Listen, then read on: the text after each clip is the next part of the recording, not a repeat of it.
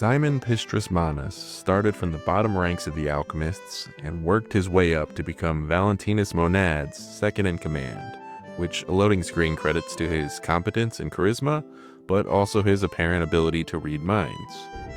Simon was my father's right-hand man. Ambition overwhelmed him, however.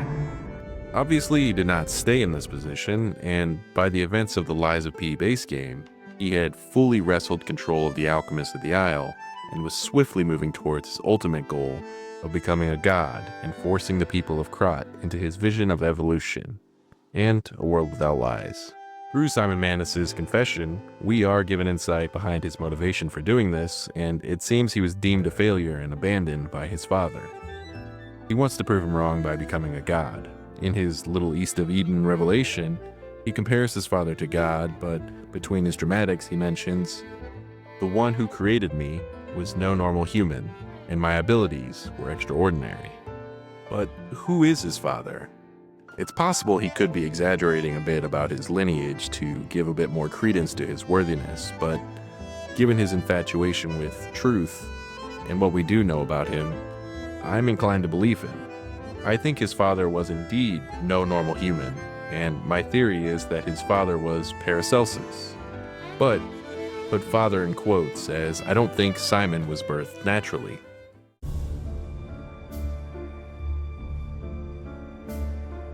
In both Simon Manus's confession and the Fallen One's ergo, Simon's conception is referred to with a somewhat peculiar choice of words. The former reads, "The one who created me was no normal human, and my abilities were extraordinary. You're a failure too." Meanwhile, the latter says, "The boy was among those who were made to live an immortal life. However, he was deemed a failure and abandoned. He set out on a journey to become a god to prove himself." The wording evokes the idea that Simon was some sort of experiment constructed in a lab, rather than ever having been a child born to a mother. The one who created me seems to imply his creation was the result of a single person. Simon clearly has some daddy issues, so it's not strange to focus on him and his confession, but to obfuscate the existence of a mother while laying blame when he feels he was abandoned is notable. You're a failure too. The boy was among those who were made. These phrases give the impression that Simon was part of a batch of test subjects baked up. Artificially created people aren't exactly unprecedented in Lies of P. I can read memories of ergo. That's what I was made for. I don't think it's too far-fetched to think that Simon was a test tube baby of some sort, but where does Paracelsus come into that, besides his alchemist history? Well, to start, let's look at the lore of the real-life 16th century alchemist Paracelsus that the game one is based on. Writings reportedly authored by the real Paracelsus are credited with being the first mention of a homunculus.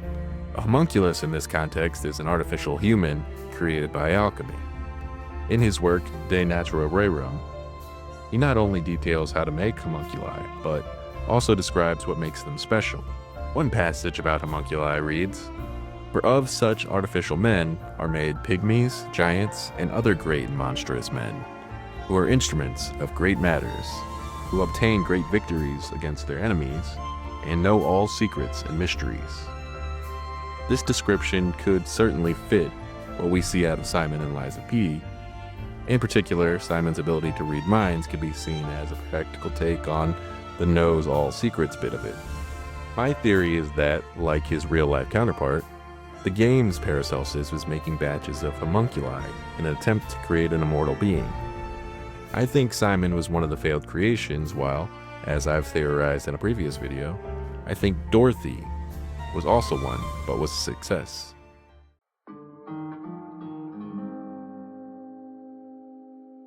After completing the base game, but not moving on to the New Game Plus, if you return to the shed where Giangio, aka Paracelsus, hangs out in the hotel, we find he's left us a letter telling us he had fun.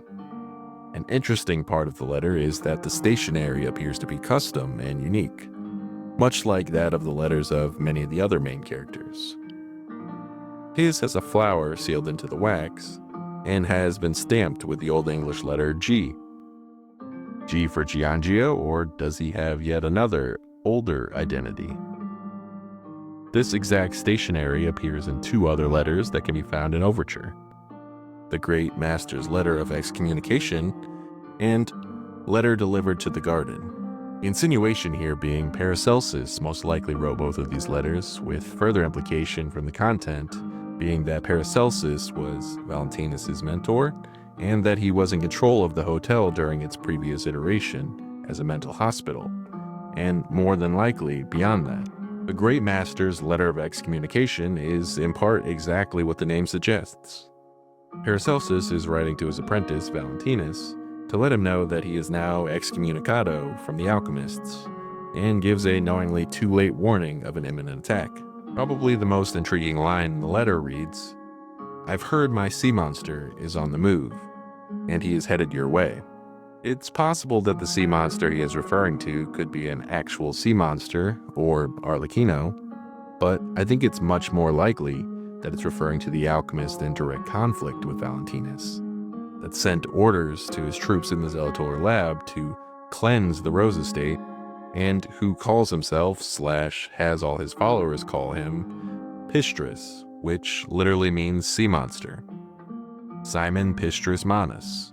Assuming Simon is the sea monster mentioned in the letter, it's notable that Paracelsus calls him my sea monster. This would fall in line with the idea that Simon is one of his creations, his son. This theory also helps explain why Paracelsus would side with Simon over his own apprentice, although there doesn't seem to be much need for that, as this letter makes clear that he isn't really sentimental, and appears to fundamentally agree with Simon on how they should proceed down the path of truth. We know from the Hotel Krat landmark guide that it was used as a mental hospital before being renovated into a hotel, and that, of course, the patient's records were all mysteriously burned in a fire. I don't think it's too crazy to assume, given the apparent alchemist involvement in the location, that this mental hospital was likely a front for some nefarious experimentations, as the basement continued to be after the sale. Given that Paracelsus seems to have been in control of the facility, well, at least based on the contents of the letter delivered to the garden, I believe Paracelsus was the one conducting these experiments. He mentions in the letter that he cannot delay any further, as there is someone I must find. This mirrors what he says about Dorothy during the after-credit scene, so I believe he's talking about her in both instances. This makes me believe that he has been looking for her since at least before the sale of the hotel to Antonia. Putting it all together, my theory is that Paracelsus was creating homunculi in the mental hospital that would become Hotel Krat in an attempt to create an immortal being.